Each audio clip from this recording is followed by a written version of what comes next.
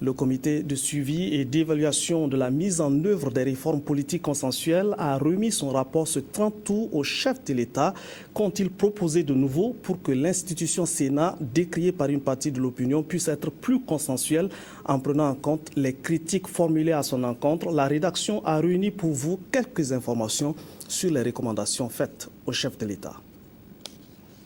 Depuis le 30 août dernier, le président du Faso est informé du contenu du rapport circonstancié produit par les membres du comité de suivi et d'évaluation de la mise en œuvre des réformes politiques consensuelles. À travers les déclarations du ministre d'État, ministre en charge des relations avec les institutions et des réformes politiques, le maintien de l'institution Sénat ne fait pas de doute. L'ensemble des composantes qui siègent au comité de suivi et d'évaluation ont affirmé leur adhésion à cette institution. Selon le docteur Arsène Boyen-Sanyé, de nouvelles propositions ont été examinées dans le souci de prendre en compte les critiques formulées contre le Sénat par une partie de l'opinion. Il en est ainsi du format de l'institution qui aurait été ramené à 71 sénateurs selon des sources concordantes.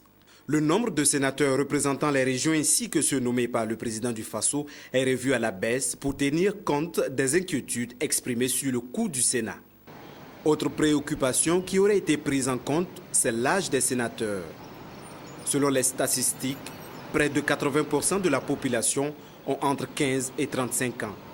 Par conséquent, il est proposé au président du Faso de revoir cette condition de 45 ans et 2 tranches d'âge sont soumises à l'appréciation du chef de l'État, soit 30 ou 35 ans.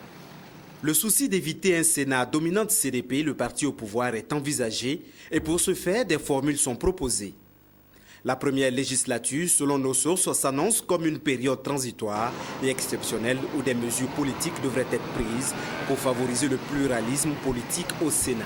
Ces propositions sont faites au chef de l'État qui avait sollicité ses avis du comité de suivi et d'évaluation des réformes politiques consensuelles dans le but de préserver l'unité nationale et de maintenir la tradition de dialogue qui caractérise les Burkinabés.